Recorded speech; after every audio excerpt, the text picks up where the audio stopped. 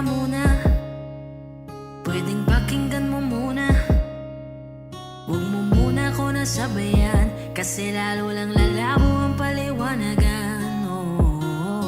Paano pa sisimulan kung matatapos na? Masisisi mo ba kung napapagod na?